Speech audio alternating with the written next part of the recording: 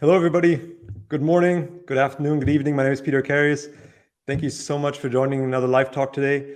Today, we're going to talk about how do you get hired into the C-suite. And I'm very excited today because I actually got a guest with me, Marie-Therese Nissen. Therese, thanks for joining me. How are you doing today? I'm very well. Thank you so much for having me, Peter. Absolutely. That's good. I'm happy you're doing well. I want to say two things before we kick off. Number one, if you're listening in today and maybe your next role isn't exactly in the C-suite, stay put. This is going to be relevant for you no matter what. You're going to get lots of insight, lots of value, so don't go anywhere. And secondly, Therese, maybe not everyone in my audience has met you yet. So would you mind just kind of doing a quick introduction of yourself and also of Notice before we kick off? Yes, I'd love to. So I am Marie-Therese Nissen, and I go by Therese. I am the co-founder and headhunter at Notice, and Notice is an executive search recruitment company, and I work within Europe as my main area.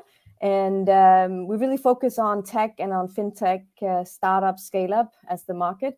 And I'd say that the areas where I'm recruiting the most would be within finance, sales, and marketing. So title-wise, it could be anything from head of, VP, owner, co-founder. That varies a lot, but the level is C-level. I also sometimes work for multinationals and so on, but I would say I have much more been working in the startup scale-up market recently, and it's also high growth and entrepreneurship is really a passion of mine, and I like that form, and I do very well in this space, and it's booming at the moment, right? So it's a good place to be, and it's a good place to focus. Awesome. That sounds great. Thanks so much. So let's dive right in. You mentioned you're a headhunter, obviously. So tell us a bit, what's the role of a headhunter? Just give us, what do we need to know about a headhunter? For me, a good headhunter is somebody that is neutral and also caring. So it's somebody that treats the client well, but also treats the candidate well. And especially at this level, it's super important to have a very equal communication frame, a very open dialogue going both ways. It is really about making a match in between two parties, right, and getting them to the table. And I strongly believe in that every candidate at this level are great and have something to come with. So it's about, making a relationship where you're opening up and you're figuring out who are they, what are they able to do? And depending on which candidate that will be chosen, how will this take the company to the next level, right? So it's a knowledge exchange, and it's the quality of the conversations. So I think that's what the headhunter is doing. It's really a process they're managing and making sure not only to find the people, but also guide everybody to get great conversations throughout. So it's a lot of, booking, following up, making sure people are meeting. It's also prepping the candidates before, prepping the client, actually following up after the meeting. The headhunter might not be in every meeting, in every round, but they still have the ball of moving it forward. And then there's a neutral part, which I also think is super important, because at some point, you need to also step back, because obviously the headhunter doesn't work permanently for the client or for the candidate. It's for a period. So at some point, the headhunter also needs to know when is it not their time to shine, and when should they step in more in the back and make sure that the right people actually get to talk and are matching. So for me, it's about transparency, it's about open communication, it's about trust, and it's about getting to know people very well, very fast. That's what I think. Yeah, that's great. So thanks for that. That's really, really helpful, and certainly some new information there for me. So you mentioned a lot of the things that you do. What are some of the things you don't do as a headhunter? What doesn't fall within your job description, so to speak? What doesn't fall? Well, I would say that the way the industry is set up is that it's typically the client that comes to the headhunter and says, we need a new person. And then, you make an assignment about that, you made a contract, and then you go to market and find people. And I think sometimes the candidates might have misunderstood the way it's going, because they send resumes in thinking you have something for me. But most of the time, the headhunter doesn't just have something for them. It goes the other way, where the headhunter goes out with something very specific and is searching in the market for that.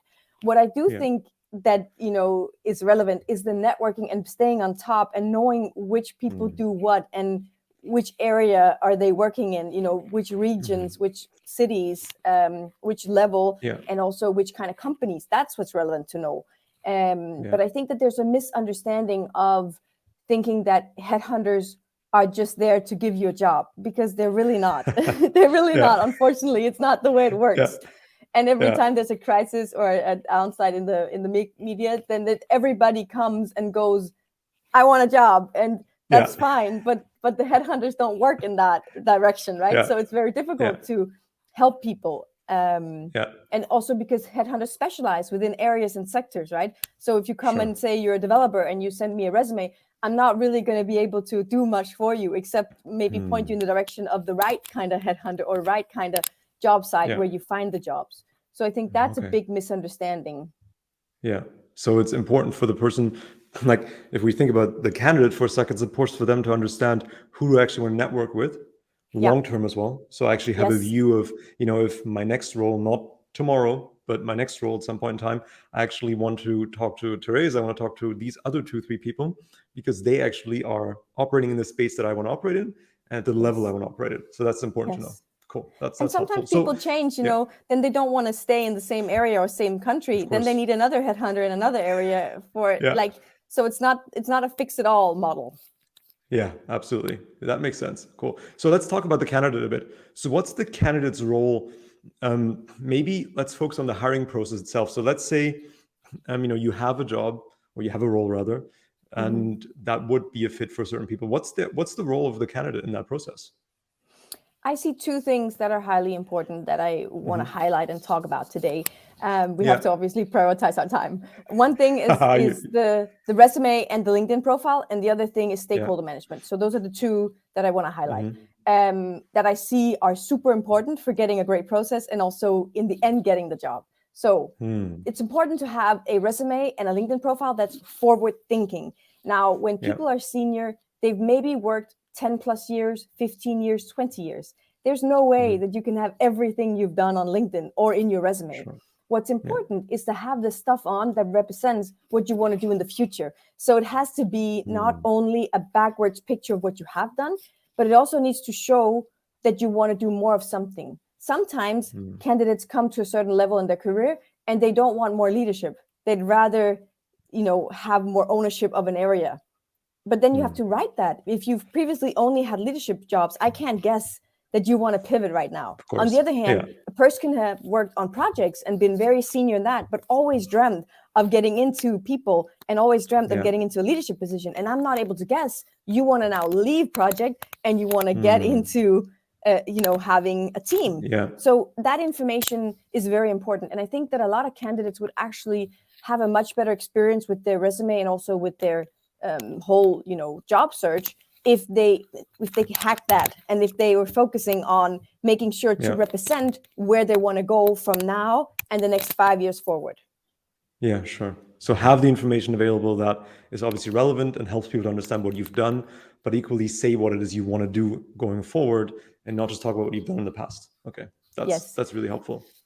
Second thing I see is the stakeholder management. So let's say you're now in the process and we have 10 strong candidates. I always say that the candidate that ends up getting the job in the end is the person that's the best at managing their stakeholders. So that's not only understanding the headhunter and having a strong relationship with the headhunter or the first hiring manager or somebody from the board or somebody from HR or the CFO, the CFO. That's not enough. Every person you meet, you need to learn how to work well with and get to know fast. And you need to understand that through a process that might run over 2 or 3 months, sometimes even half a year for very senior positions, you need to always know who's the next person making a decision on my behalf. And it will change in the process. It will not be the headhunter that will always be deciding. The headhunter will decide in the beginning if you get in the funnel and if you're allowed to, go pitch for the job. But they will not in the end be deciding if you get it or not. So the power shifts all the way through. So the people I see that actually end up getting the job are the people that do their homework the best and never have an ignorant feeling of, should I go meet the next person? Because you never know which person is the one saying yes or no in the process for you. That's very insightful. Yeah, totally. And is that something the headhunter helps people with? Does the headhunter say, well, these are the kind of, okay. Definitely. And also the whole debriefing and so on. What typically happens is that the headhunter will be booking the meetings throughout. But the headhunter will also be learning from the other candidates what went well for you in your interview and what did not go well. And every time, let's say right now when COVID hit, right? a lot of job descriptions were out there, but the need for the job changed radically. Like it went from being growth positions to being maintenance, or to being let's survive, or let's do compliance, right?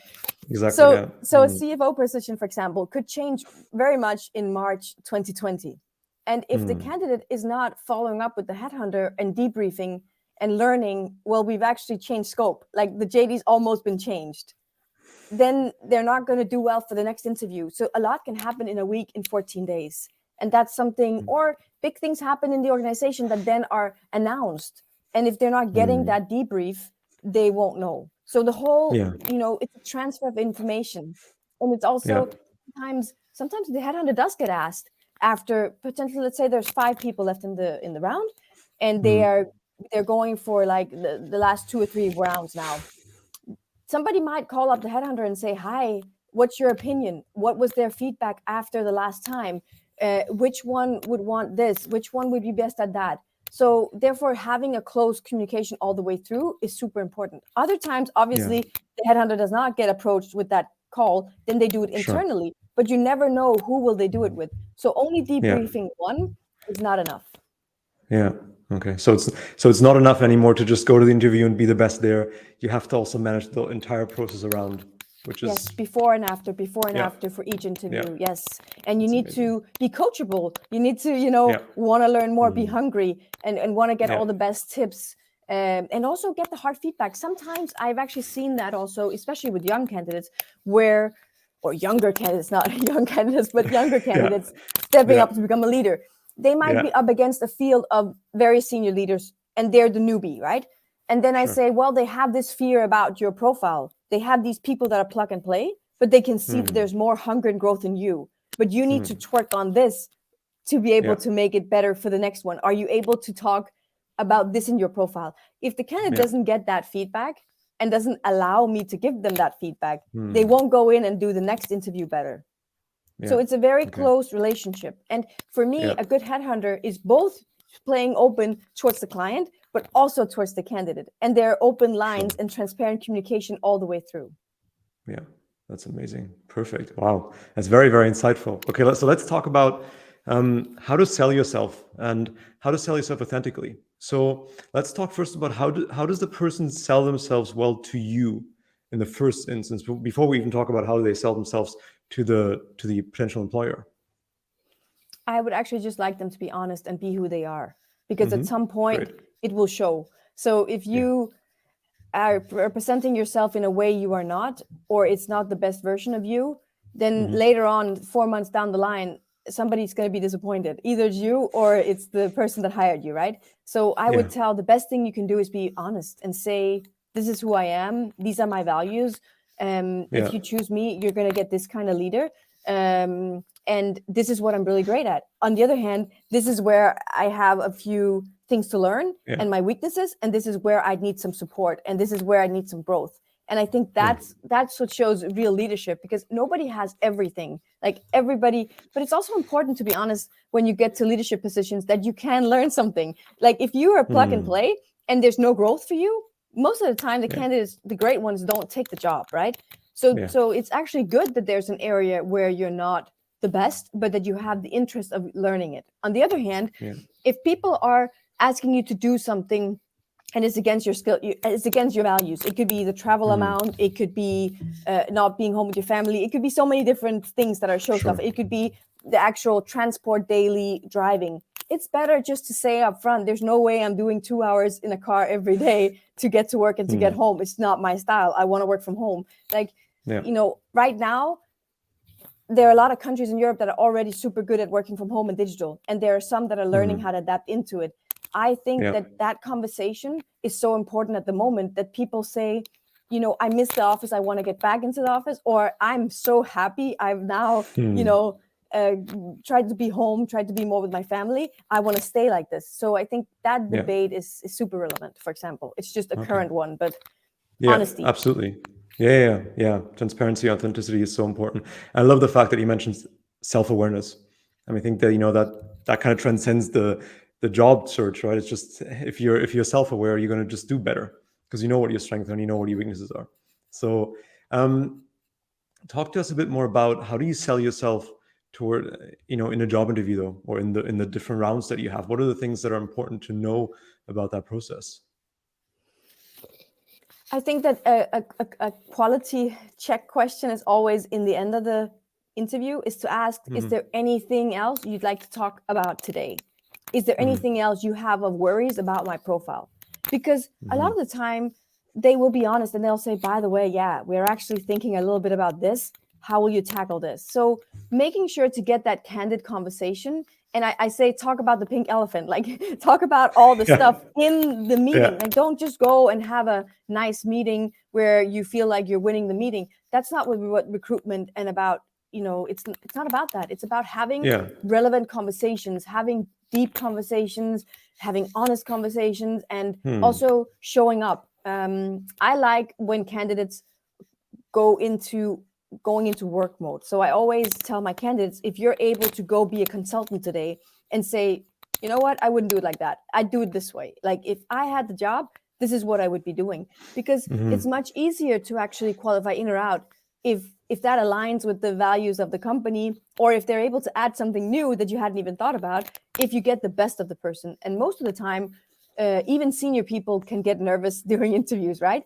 But the moment they talk about their sweet spot, they talk about their specialty and what they're passionate about and what they're very strong at, they change into work mode like they've been there for 4 months. So I try to say that's your best sales tactic, is to go to work and make sure to twist the conversation in a way where you get to share what's on your mind and how you would actually solve whatever problems they might be facing. Yeah. So what you're saying basically is talk less about yourself and add more value to the potential employer. I mean, you share about yourself, obviously, because that's important. You're being interviewed, but actually just give value in that interaction more than anything. Yes. And don't be afraid to stand out, and don't be afraid to be unique with what you'd come with, because if you get the job, then 4 months down the line, that's what they're going to ask you to do anyway, right? So I'm like, let's start a bit earlier. Yeah, I love that. And also, what it avoids is that you get hired into something where they have their own perceived opinion about what you're going to be doing. And then there's miscommunication about, you've been speaking in two directions, right? Whereas the moment you go to work in a call and you start going on with your consultant hat, and in the way of you're already owning the problems, you're already owning the growth, you're already owning what should be changed, then you'll show what you would actually go in and do.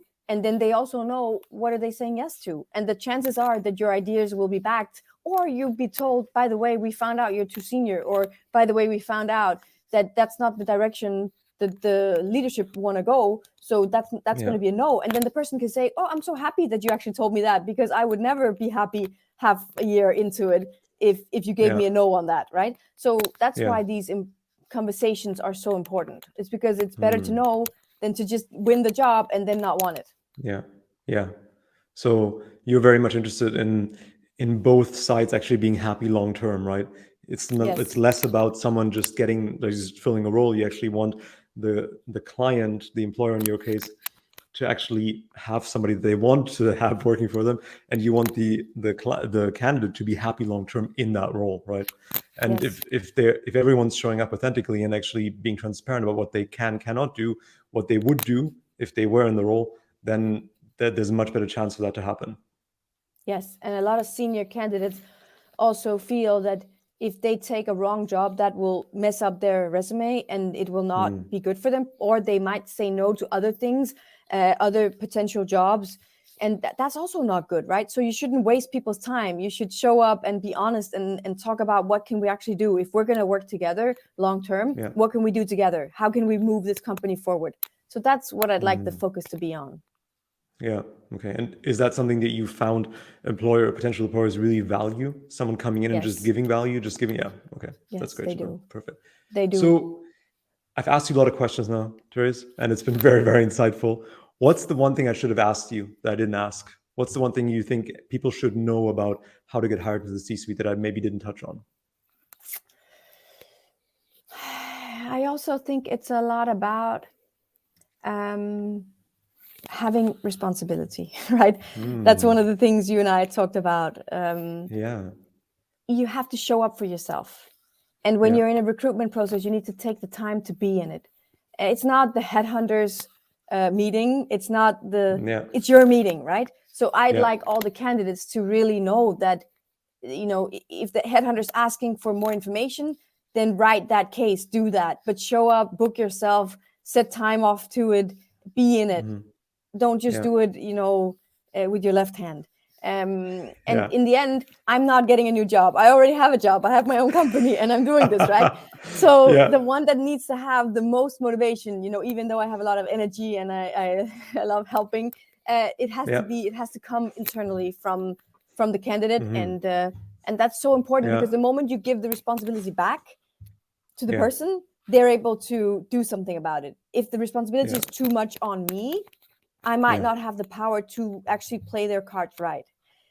One thing that I often get from senior people is, I write notes, obviously, on every candidate and I hand it in. But sometimes I ask them to answer some questions or write some key criteria questions. And they say, hey, Therese, can I just call you and you'll write it for me? And I say, no, I won't. And it's not because I don't want to help you. It's because if I do that for 10 people, I'm not able to diversify it enough so that you're standing out. And they want to meet you. They want to know who you are, and they want to see it from you. So I'm doing you a disadvantage by doing your homework for you, right? I'm not helping you. I'm actually putting you in a category where you might be misunderstood, because I might, not get it right. And this is something that I see is so important, that, the more they're actually able to show up on text, show up on phone, show up on video, show up face to face. That's what's important, because everybody does it in their own way.